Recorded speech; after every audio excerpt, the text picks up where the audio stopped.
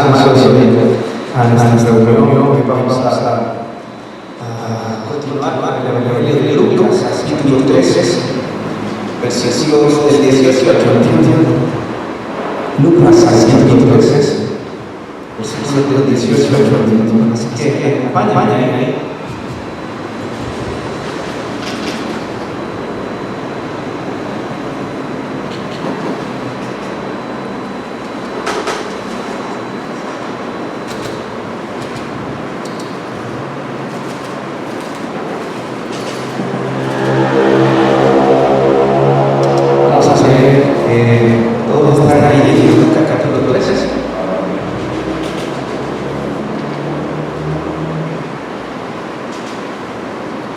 Dice así, y dijo, ¿a qué es semejante el reino de Dios y con qué lo compararé? Es semejante al grano de mostaza que un hombre tomó y se sembró en su huerto y creció y se hizo árbol grande y las aves del cielo anidar en sus ramas.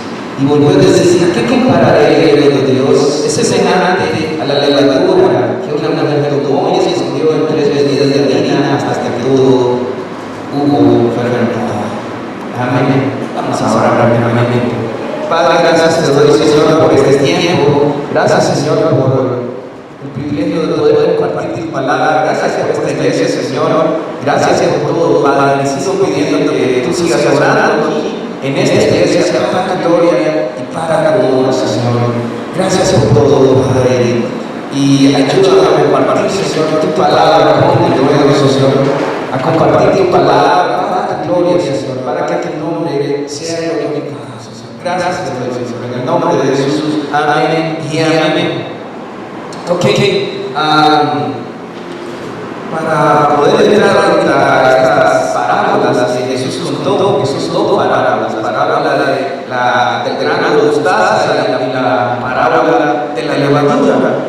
Quiero decirte que grandes multitudes estaban siguiendo a Jesucristo, ¿verdad? Era el tiempo donde muchas personas seguían a Jesucristo, pero no era una cantidad pequeña, eran grandes multitudes.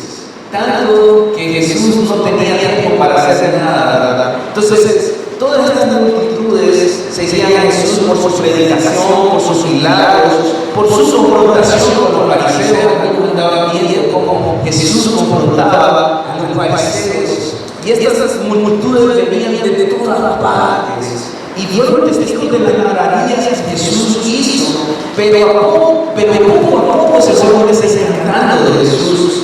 Poco a poco ellos ya no les interesaba seguir a Jesús.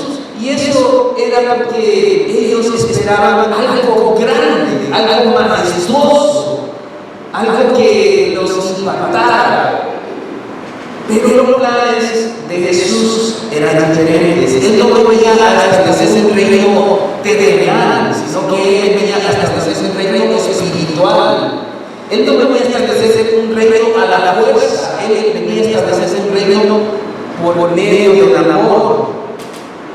Él no utilizó a personas importantes para establecer su reino. Él utilizó a personas que eran insignificantes para establecer sus reinos.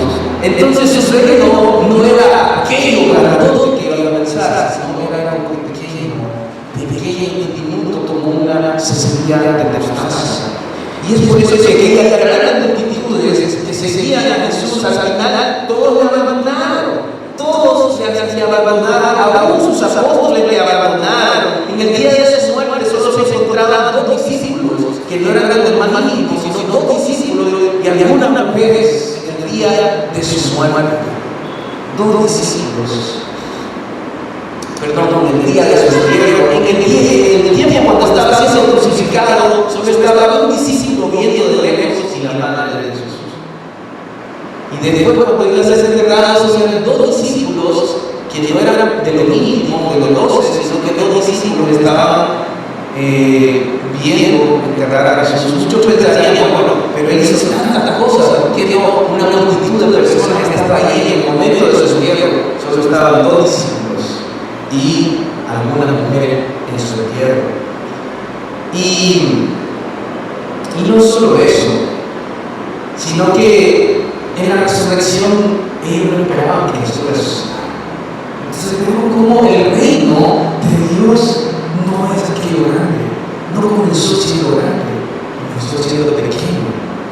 Solo después de haber visto a Jesús resucitado, vemos a un grupo de 120 discípulos que se reunió en Jerusalén. Solo después de haberlo visto resucitado. Es que vienen aquellos 120 que están en Jerusalén y están esperando la promesa del Espíritu Santo para llevar a cabo la misión que tenían encomendada por parte de Jesús. Y después de que ellos reciben el Espíritu Santo, entonces en aquel grupo se levanta Pedro y comienza a predicar la palabra de Dios. Y en ese momento que él predica la palabra de Dios, 3,000 personas llegan a los pies de Cristo. 3,000 personas se convierten en un solo día. Y es ahí cuando el reino de Dios comienza a ser grande, donde las personas comienzan a creer. Muchas personas empezaron a creer, pero su comienzo fue lo más pequeño. Su comienzo fue como un grano de mostaza, como aquello más pequeño. Todo comenzó siendo pequeño. Así que eso es lo que vamos a ver hoy. Después de que Jesús sanó a la mujer encorvada, muchos pensarían que el reino de Dios iba a comenzar siendo grande. Sus discípulos tenían esa expectativa de que el reino de Dios iba a ser grande, glorioso, majestuoso, pero mediante 2 parábolas Jesús les hace ver a sus discípulos que el reino comenzaría siendo muy pequeño, diminuto. Y hoy vamos a ver el reino de Dios es como un grano de mostaza y como la levadura. ¿Por qué es como un grano de mostaza? Bueno, vamos a ver todo eso. Su pequeño comienzo, vamos a ver su crecimiento y su transformación en algo grande. Entonces su pequeño comienzo, en el versículo 18, Lucas 13:18 dice: y dijo, ¿a quién semejante el reino de Dios y con qué lo compararé? Entonces Jesús comienza a hablar a sus discípulos sobre el reino de Dios y les dice: el reino de Dios, mejor dicho, es el reino de nuestro Dios eterno y soberano sobre todo lo creado. Por ejemplo, hablando del reino de Dios, ¿verdad? El reino de Dios, de nuestro Rey soberano. En Salmo 103:9 dice: Jehová estableció en los cielos su trono y su reino domina sobre todos. Escuchen, Salmo 103:9: Jehová estableció en los cielos su trono y su reino domina sobre todos. Entonces, Dios venía a establecer ese reino aquí, en la tierra. También en Salmo 47:7-8 dice: porque Dios es el rey de toda la tierra, cantad con inteligencia. Reinó Dios sobre todas las naciones, se sentó Dios sobre su santo trono. Entonces, Jesús venía a predicar Jesús constantemente predicaba sobre el reino de Dios y de cómo este sería. Y para explicarles a sus discípulos de cómo sería este reino, les hace una pregunta: ¿a qué es semejante el reino de Dios y con qué lo compararé? Entonces Jesús comienza utilizando una parábola. Una parábola es una narración ficticia, escuchen, es una narración ficticia por medio de la cual se nos enseña una verdad espiritual. Y es interesante que nos enseña haciendo una comparación. O sea, la parábola es una comparación. ¿Y qué está comparando aquí? Está comparando el reino de Dios con algo más. ¿Qué dice el texto? Nos dice: es semejante al grano de mostaza. El versículo 19 dice: es semejante al grano de mostaza. Y en Mateo capítulo 13, versículo 31 nos dice que el grano de mostaza era la semilla más pequeña de todas las semillas. La semilla más pequeña de todas las semillas. Ahora, algunos piensan que esto no es cierto, ¿verdad? Porque hay otras semillas más pequeñas que el grano de mostaza. Pero lo que debemos saber es que la semilla de mostaza era la semilla más pequeña, no de todas las semillas del reino vegetal, sino era la semilla más pequeña que ellos conocían de todas las semillas que utilizaban para el cultivo de alimentos. O sea, ellos tenían varias semillas para cultivar, ¿verdad?, sus alimentos. De todas ellas, de todas esas que conocían, para ellos la más pequeña era la semilla de mostaza. Para ellos era la semilla de mostaza la más pequeña. O sea, ahora sabemos que hay muchas otras semillas, muchas otras semillas más pequeñas, pero en ese tiempo la semilla de mostaza era una semilla pequeña para ellos. Y Jesús les está diciendo algo muy conocido, les está diciendo, el reino de Dios es como una semilla de mostaza.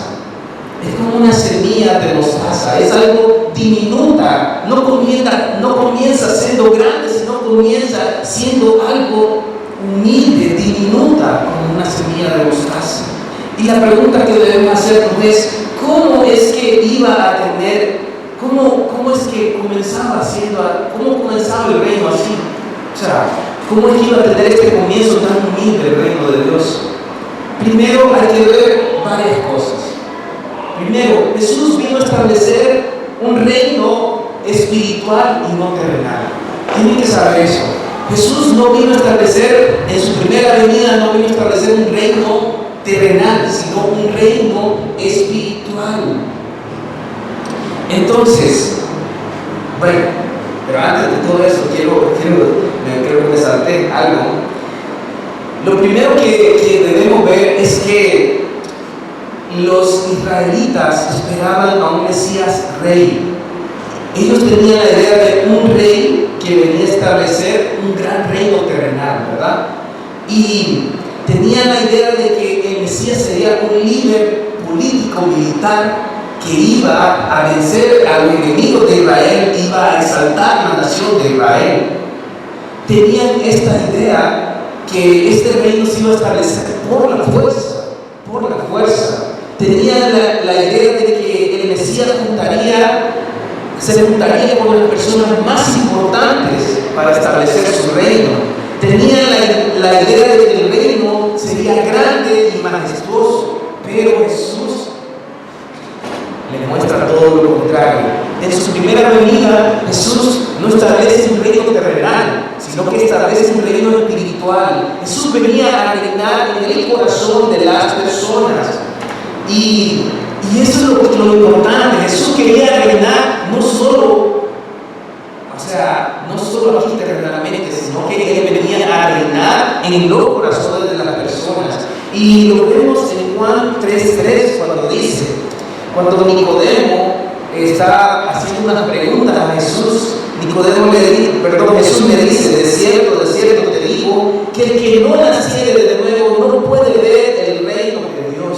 El que no naciere de nuevo no puede ver el reino de Dios. Entonces, estamos hablando de algo espiritual, porque en el versículo 5 también, Juan 3:5 dice, respondiendo Jesús, de cierto te digo, que el que no naciere de agua y del Espíritu, y hablando del agua como la palabra de Dios, y del Espíritu como el Espíritu Santo, no puede entrar en el reino de Dios. Lo que es nacido de la carne, dice Jesús, carne es, lo que es nacido del Espíritu, Espíritu es. O sea, Jesús venía a establecer un reino espiritual, venía a reinar en el corazón de las personas. Segundo, fue un reino que no fue establecido a la fuerza, sino fue establecido por amor.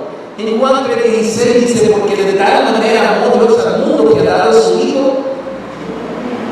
su Hijo unigénito, para que todo aquel que en Él cree no se pierda, mas tenga vida eterna. Y Romanos 5:8 dice, mas Dios muestra su amor para con nosotros, en que siendo pecadores, Cristo murió por nosotros. ¿Cómo iba a ser establecido este reino? No a la fuerza, sino por amor. Él venía a entregar la vida por aquello que iba a gobernar. Él venía a salvar a aquello que iba a gobernar. Tercero, Él venía a establecer su reino por medio de personas que para el mundo no eran las más calificadas, no eran las más importantes. Todo Israel se imaginaba que el Mesías iba a estar rodeado de personas importantes, de que iba a estar en un palacio con personas importantes, con príncipes, y que de ahí iba a establecer su reino. Pero es interesante de que Jesús no lo hace así. Jesús escoge a unos discípulos, mejor dicho, a unas personas que no eran las más importantes. Algunas de ellas eran, para la sociedad no eran de mucho valor. Algunos de ellos, de los 12 apóstoles, algunos eran pescadores, otros eran cobradores de impuestos, otro era cobrador de impuestos, otro era un revolucionario, uno de los que andaban ahí con las antorchas. Otro era uno que era un lobo vestido de oveja. Y Jesús recoge a lo menospreciado. Ellos no eran los más calificados para ser los apóstoles, no eran los más calificados.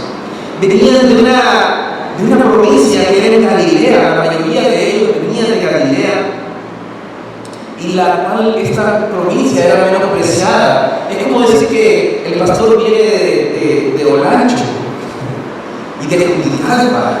¿Qué es lo que era salir de allá? Dicen algunos. Pero así más o menos de la provincia de Galilea venían estos hombres. Para ellos, para el mundo, estos hombres no tenían valor, pero es interesante cómo Dios trabaja. Dios no escoge a las personas más calificadas para establecer su reino, sino que escoge a aquellos pequeños, menospreciados y poco calificados para establecer su reino. Quiero ponerle un ejemplo. El pueblo de Israel escogió a Saúl. Y escoge a Saúl porque Saúl era alto, era hermoso. El más alto que todos los que estaban ahí, era alto, hermoso, de buen parecer. Y lo escoge el pueblo. Y Dios lo desecha porque desobedece. Pero Dios desecha a Saúl y escoge a quién. A David. ¿Quién era David? David era un niño, era un pequeñito. Era un niño como de 12 años más o menos, y lo escoge, no porque fuera el más grande, sino que escoge lo más pequeño. Si a David cuando lo estaban buscando para ser rey, estaba buscando entre los hijos de Isaí, y miran a todos aquellos grandes, hermosos, ¿verdad? Hijos de Isaí, y los honestos, dice el Señor, ni el padre creía que era David, ni el profeta creía que era David, hasta que mandan a llamar a David, ¿verdad? Y lo unen con rey. Y sabe algo muy interesante, no fue Saúl quien mató al gigante, fue David. No fue Saúl, fue David. ¿Por qué? Porque al final la gloria no es para los hombres, sino es para Dios. La gloria no es porque nosotros seamos competentes, es porque Dios se glorifica a través de lo vil y menospreciado. Dios se glorifica. El pueblo, el segundo ejemplo que les quiero dar es el ejemplo de Gedeón. Gedeón no confiaba en Dios, le pidió un montón de señales. Señor, tú me mandas a pelear contra este pueblo, estos enemigos, y dan señales, Señor, y le pide señales, y yo le da señales. Como 3 veces le pidió señales. Y después, no solo eso, después se forma un ejército inmenso, ¿verdad? Pero, ¿qué sucede? El Señor le fue quitando todo ese ejército y le dijo, con estos 300 basta, les con 300 vas a ganarles. Y con 300 venció a unos enemigos que eran tanto como las langostas y sus carros eran como la arena del mar. Con 300 hombres él venció a todos aquellos enemigos. Todo para la gloria de Dios. Otro ejemplo es el ejemplo de Sansón. Sansón, con una quijada de un burro, mató a 1000 filisteos. No porque Sansón fuera fuerte, sino porque el poder de Dios estaba obrando en Sansón. Y alguien decía, bueno, si Dios hizo este milagro con la quijada de un burro, decía aquella persona, que hará con el burro completo. Entonces, la verdad que Dios se glorifica en lo vil y en lo preciado. Dios escogió a 12 apóstoles, 12 discípulos, 12 personas que no eran las más calificadas para ser los apóstoles. Y en 1 Corintios 1, 27 al 29 dice, sino que lo necio del mundo escogió Dios para avergonzar a los sabios, lo débil del mundo escogió Dios para avergonzar a lo fuerte, y lo vil del mundo y lo menospreciado escogió Dios, y lo que no es para deshacer lo que es, a fin de que nadie se jacte en su presencia, de que nadie se jacte, que la gloria es para nuestro Dios. No es porque nosotros seamos buenos, ni los más calificados, es porque tenemos un Dios que es grande, es porque tenemos un Dios que todo lo puede hacer, es porque si nosotros nos disponemos Él y creemos a su palabra, no que nosotros, ¿verdad?, sino creemos en Él, Él puede utilizarnos para su gloria. Él puede utilizarnos para que el reino de Dios se extienda, algo grande. Somos pequeños aquí, pero Dios nos puede utilizar para su gloria. Ahora, en el versículo 19 también habla de su crecimiento. Dice: es semejante al grano de mostaza que un hombre tomó y sembró en su huerto y creció y se hizo un árbol. Ahora, su reino, aunque no comenzó siendo grande, sino comenzó lo más pequeño, siendo algo insignificante, era un reino que era establecido de forma espiritual, establecido por amor, establecido por aquellos que eran los menos importantes. Su comienzo fue humilde, pero dice que esa semilla de mostaza crece, es sembrada en un huerto y crece y se vuelve un árbol. Es interesante que esa semilla de mostaza llega a tener una altura de unos 4 o 5 metros. Es un arbusto. De hecho, la semilla de mostaza o ese árbol del cual se habla es un arbusto que llega a crecer tanto que parece ser un árbol. Por eso Jesús dice que se hizo árbol, porque a pesar de ser un arbusto, llegó a ser tan alto como un árbol. Tanto dice que las aves del cielo anidan en sus ramas. Yo le quiero decir que aquel grupo de 120 creyentes que estaban en Jerusalén, en un solo día 3,000 personas fueron convertidas. En un solo día 3,000 personas llegaron a los pies de Cristo. Imagínense que aquí hubieran 3,000 personas, ¿verdad?, que predicáramos y 3,000 personas se convierten. No tendríamos problemas de existencia, ¿verdad? Porque de un solo estaríamos ya en una iglesia que fuese más grande que cualquiera de aquí, ¿verdad? Pero en una sola predicación, y uno puede decir: bueno, ¿pero qué fue? No fue por ellos, fue por el reino de Dios estaba avanzando y el poder detrás de eso, el Espíritu Santo. En Hechos 2, 41 al 42 nos dice: así que los que recibieron su palabra fueron bautizados y se añadieron aquel día como 3,000 personas y perseveraban en la doctrina de los apóstoles, en la comunión unos con otros, en el partimiento del pan y en las oraciones. ¿Saben? Estaban unidos. Aquel grupo de creyentes estaba unido. Aquellas personas que se convirtieron estaban unidas porque tenían un Señor, una fe, un bautismo, ¿verdad?, un Dios. Estaban unidos y perseveraban, dice, en la doctrina de los apóstoles, perseveraban en la palabra de Dios, en la comunión unos con otros, o sea, que tenían relación unos con otros, y también en el partimiento del pan y en las oraciones, o sea, que comían, disfrutaban juntos. Y eso es lo que Dios quiere aquí, que nosotros disfrutemos los unos de los otros, que tengamos comunión los unos de los otros y participemos, perseveremos en la doctrina del Señor. Aquel grupo de creyentes creció en un solo día, de 120 pasaron a más de 3,000, y esto no era porque ellos fueran inteligentes o la predicación fuese algo de otro mundo, es porque en Hechos 1:8 dice: pero recibiréis poder cuando haya venido sobre vosotros el Espíritu Santo, y seréis testigos en Jerusalén, en toda Judea y en Samaria y hasta lo último de la tierra. Era el poder del Espíritu Santo capacitando a aquel grupo de creyentes para cumplir la misión que Dios les había encargado. ¿Saben? Nosotros no debemos, algunos de ustedes podrán decir: ¿yo qué tengo para ofrecer a Dios? Yo les quiero decir: no tenemos nada. No tenemos nada que ofrecer al Señor. Pero saben, si le creemos a Él y si creemos que Él nos puede utilizar, al final Él va a hacer la obra por medio de nosotros. No porque nosotros seamos competentes, es porque Él obra por medio de nosotros, sino si le creemos y confiamos en Él. Y yo quiero preguntarle hoy, yo le quiero preguntar aquí: ¿queremos ver esta iglesia crecer? Sí, ¿verdad? Queremos ver esta iglesia crecer, perseveremos en la palabra de Dios. Queremos ver esta iglesia de Dios, esta iglesia crecer. Compartamos el Evangelio.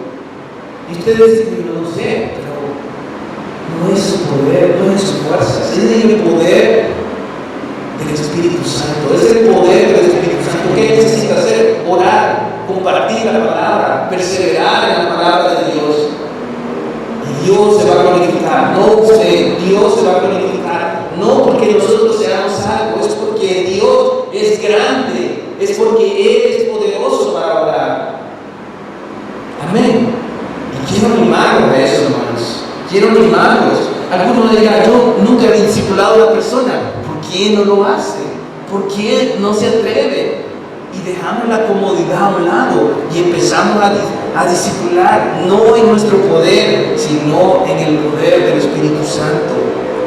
Al final eso se transforma en que el reino de Dios se hace grande, su transformación en algo grande. Miremos su transformación en algo grande, dice. Versículo 19 dice, y semejante al grano de mostaza que un hombre tomó y sembró en su huerto y creció y se hizo árbol grande, y qué más, y las aves del cielo anidaron en sus ramas. El reino de Dios comenzó siendo algo pequeño, algo insignificante, pero creció hasta convertirse en un árbol, dice, grande, tanto que las personas de todo el mundo son parte de ese reino. O sea, si miramos el inicio del reino de Dios, fue insignificante. Hasta el mismo rey, nuestro Señor Jesucristo, no nació en un palacio, nació en un establo, nació en una aldea llamada Belén, que no era muy conocida, nadie la conocía, pero nació en Belén, en un establo, con personas que eran humildes. Quienes lo fueron a ver fueron los pastores, no personas vestidas elegantes, fueron pastores quienes le fueron a ver, aquellos que cuidaban las ovejas. Un rey humilde, pero glorioso. Un rey que se humilló siendo el más pequeño para mostrarnos su grandeza. Un rey que no estimó el ser igual a Dios, sino que se despojó y se hizo un hombre. Y nació siendo el más insignificante para mostrarnos la grandeza de su amor, de su poder, de su reino también. Y nosotros debemos seguir su ejemplo, debemos seguirlo a Él. Comenzó siendo algo pequeño, pero ahora personas de todo el mundo no tienen temor de decir, Jesús es mi rey, Jesús es mi Señor. Ahora personas de todo el mundo están en ese reino y lo alaban y lo adoran. Aquel reino comenzó siendo insignificante y se volvió algo inmenso, algo que nosotros no tenemos, no nos imaginamos. Cuando se menciona que las aves del cielo anidaron, esto puede significar que aún los que no son parte del reino, escuchen bien, aún, porque las aves no son parte de aquel árbol.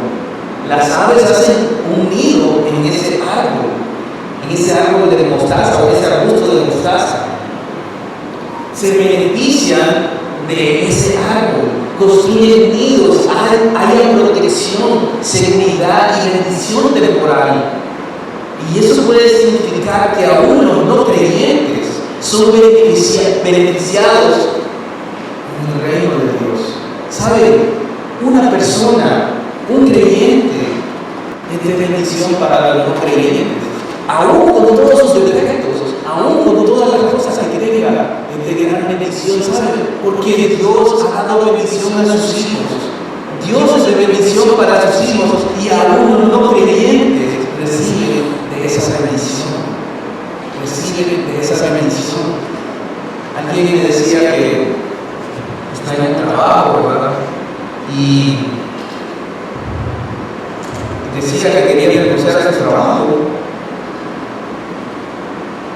Pero alguien más le aconsejó, no renuncies a ese trabajo. Usted es de bendición a él. Usted es de bendición. ¿Por qué es bendición? Porque Dios está bendiciendo a sus hijos. Y también por medio de ustedes son bendecidas a aquella persona. Son bendecidas. Y saben,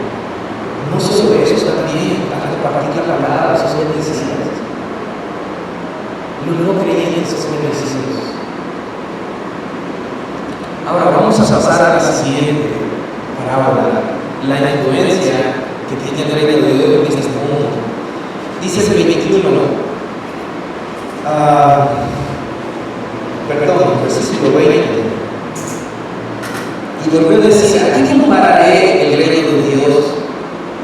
El 21 dice: es semejante a la levadura que una mujer tomó y escondió en 3 medidas de harina hasta que todo hubo fermentado.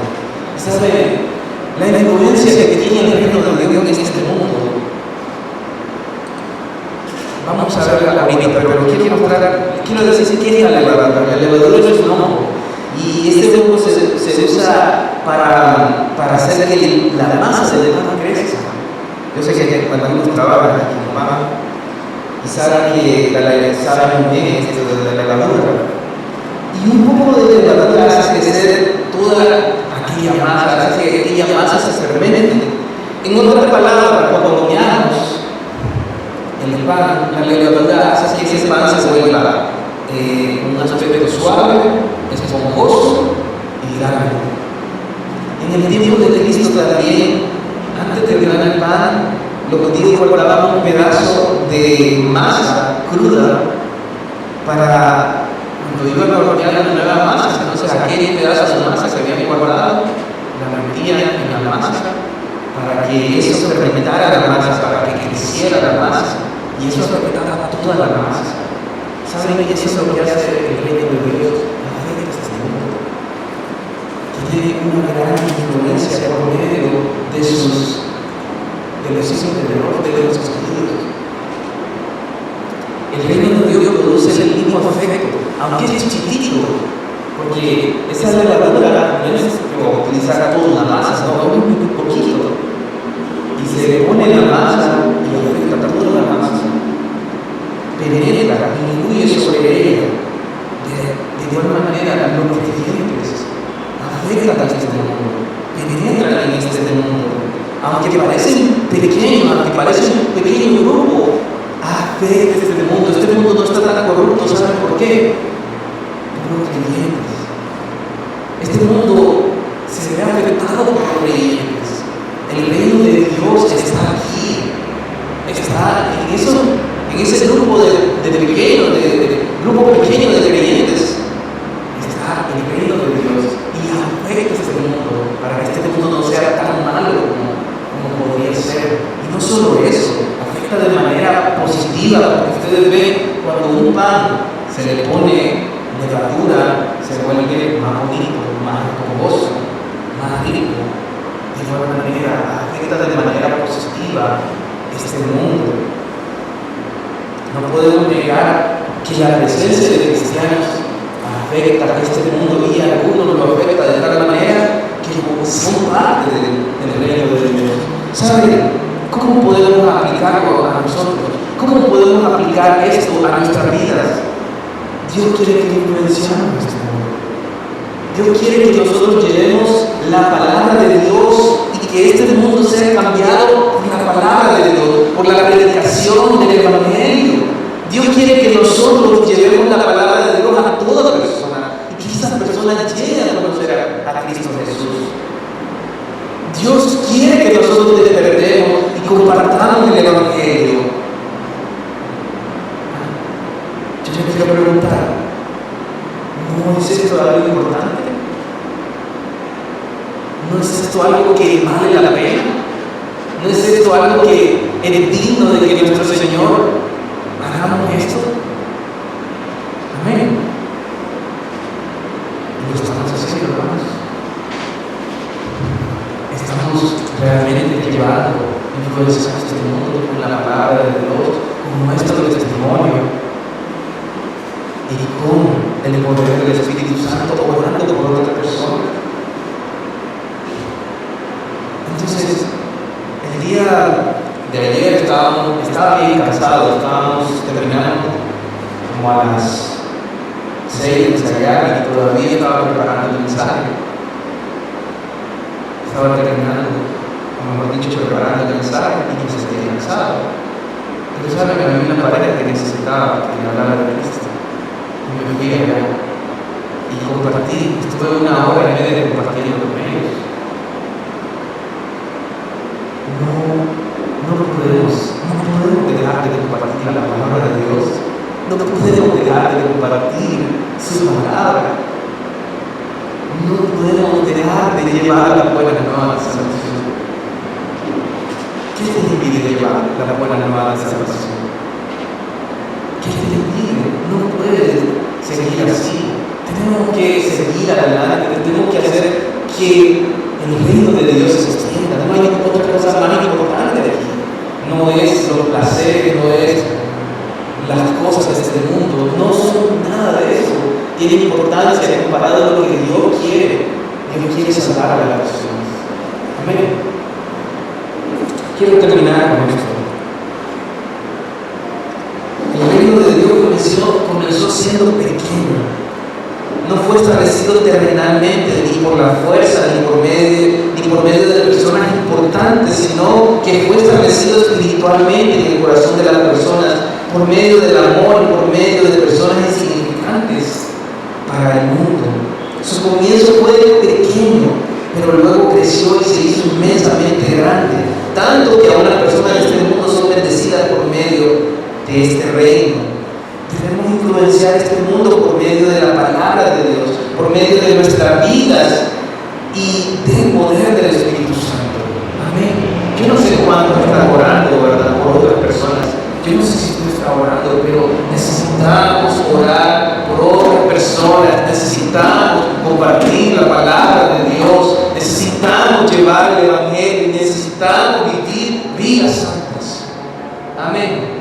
Yo quiero animarles el día de hoy, no quiero desanimarles, sino animarles a poder hacer esto. Ahora la pregunta, ¿ustedes se comprometen a hacer esto verdaderamente, con todo su corazón?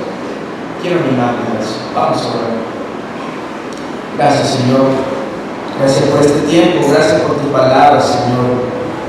Y te pido que nos ayudes, Señor, a extender tu reino, Señor, para tu gloria, para tu honra, Padre, que tú seas glorificado, Señor. Señor, te lo pido en el nombre de Jesús, Señor. En el nombre de Jesús. Amén. Y amén.